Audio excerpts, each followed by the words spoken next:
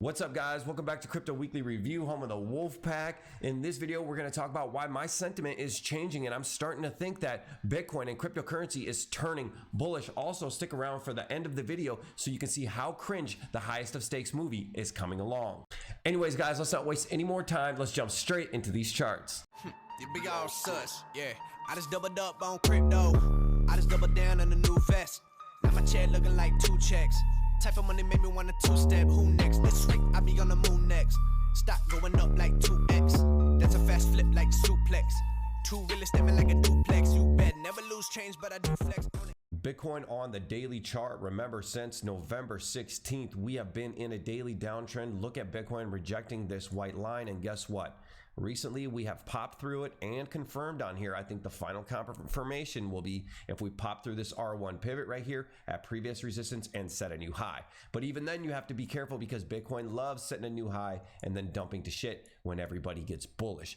But overall, I am bullish. Remember, in the last video, we talked about the emergency Fed meeting. Everybody on Twitter, everybody on the news was telling you, there's going to be an emergency meeting on Monday and an emergency rate hike because the CPI came back hot. But we went on to federalreserve.gov and we saw that it wasn't an emergency meeting, that it was a planned meeting. It was a planned closed door meeting that happens all of the time. And we predicted on this channel, the Wolf Pack, we predicted that there wasn't going to be an emergency rate hike and Bitcoin was going to have a bounce, and it did. The CPI is 7.5%.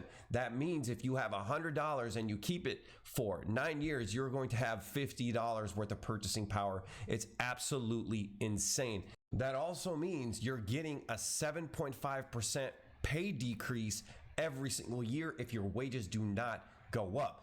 So in 5 years, you're going to be making half as much money. It is a pay cut. It is theft. It is robbery by the government and the Federal Reserve. And the only way to protect your purchasing power is to own assets. If you do not own assets, you will get left behind. And that's why I'm starting to get really bullish on Bitcoin again. People do not want dollars. People want assets. I'm in the housing market right now. Everything's going 30,000, 50,000 over asking price. People are cash heavy because the government printed $6 trillion in 2 years and the national debt is close to $30 trillion right now. Let's take a look at the $100 bill adjusted for inflation from 1792 to 1864. That same $100 actually appreciated in value, meaning your same $100, if you saved it, has more purchasing power than it did 70 years ago.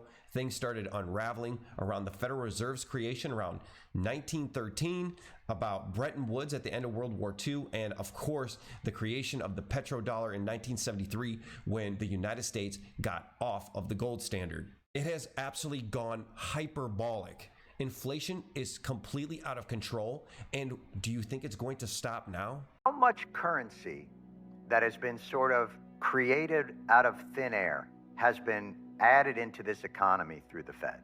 Yeah, $6 trillion in terms of deposits with the banks and currency. Do you know what I mean? It all seems sort of fake. Well, it's a fiduciary system. It's all faith-based. Oh my Lord. Yes, you got to have confidence in that currency, in that dollar, because there's nothing backing. There's no gold backing. So that is the former Federal Reserve president of Kansas City saying our money is faith-based. It is backed by nothing. I would argue that it's backed by men with guns. It's backed by the United States military and the petrodollar system. With inflation completely out of control and a dovish Fed that's asleep at the wheel, Bitcoin is starting to look really good because it has a max supply of only 21 million units with 2 million units lost and 8 billion people in the world. If everybody had the same amount of Bitcoin, they could only get 0.002. So that is a big wake-up call and very bullish for crypto.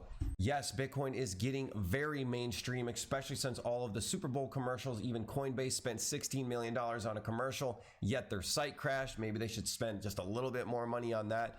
But I believe it's not retail, it is institutional. The number of SEC filings mentioning Bitcoin monthly and BTC price right here, you can see in 2021, 2022, it is absolutely skyrocketing. The number of SEC filings mentioning Ethereum are way up. In fact, Warren Buffett invests $1 billion in Bitcoin-friendly neobank, dumps Visa and MasterCard. He has dumped over $1.8 billion and $1.3 billion worth of Visa and MasterCard stock. Now, this guy, one of the biggest legends in Wall Street of all time, yet He was never big into techs. He was always into value stocks. He missed Amazon, he missed Facebook, and he missed Bitcoin.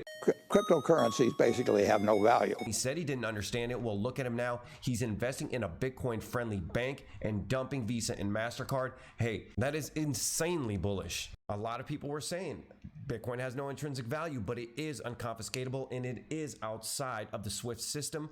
Canada's Trudeau enacts Emergency Act and crypto is included. Basically, they want to starve out the truckers that are protesting the mandates in Canada, and they're doing it by confiscating money, closing down bank accounts, and trying to regulate cryptocurrency transactions. And that is the biggest propellant in the Bitcoin price right now. People see a tyrannical government that can seize their money. They are just proving the point of cryptocurrencies. There's a level of admiration I actually have for China, because their basic dictatorship is allowing them to actually turn their economy around on a dime and say we need to go green as fast as. I cannot believe that that guy is still prime minister. All right, the other thing I noticed is this crude. Yes, I know it's crude. I just drew this quickly. There is an inverse head and shoulders forming right here, which is a bullish continuation pattern.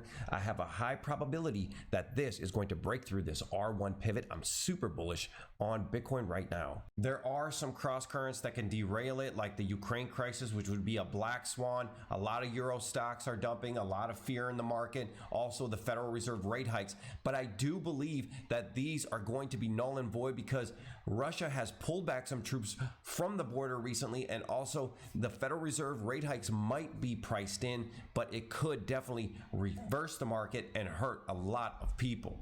So overall, I am thinking we are going up. If we look at the NASDAQ though, it looks really weak. I mean, it almost gave back all of its gains. Now remember, it's not a dead cat bounce until it actually takes out this low, but it's looking bad right now. It's below the 21 exponential moving average. It is in a daily downtrend.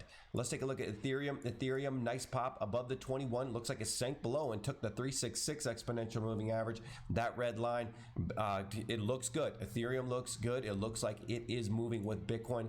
Phantom had a bounce, but it's below the 21 exponential moving average. Hex is looking bad. It is barely moving at all. It's been stuck at this range between 19 cents and 22 cents. It's really not following Bitcoin. It is absolutely struggling, and I blame it on Pulse Chain. I think Pulse Chain hype is kind of dying. It's taking way long. We haven't seen much progress. We don't even know what the incentive token is. The BSC fork, PLSX, came out and it was absolutely abysmal. It was hard to look at, and I just think that they really need to make something happen here because the hype is dying. Hex has fallen out of the trend line. Look at this volume. It's absolutely a trickle. Man, they really got to do something here. Also, the whole Hex movie, Richard Hart movie thing is hella cringe, man. I'm not trying to hate. Look, I have a lot of Hex myself, but this is a bad look, especially when things aren't going very well. Count them, 2 waterfalls and a gator. It's a crocodile. Oh, Richard, are you strong enough? Are you man enough? I don't know how this shit works, dude. Up, down, left, up. Hidden, look at this, a hidden towel thing. I don't even know what it does. When I was a kid, we would set up these tripwires in the woods and just fuck people up. Like, we would also beat each other for some reason. So I had a rope and we would just put a bunch of these washers on the end. And we would, like, play a game where you gotta jump it. All right, so that's where we're going with it, huh? Anyways, guys, if you enjoyed the video, hit the like button, subscribe, join the Wolf Pack, and I'll see you on the next one. Peace.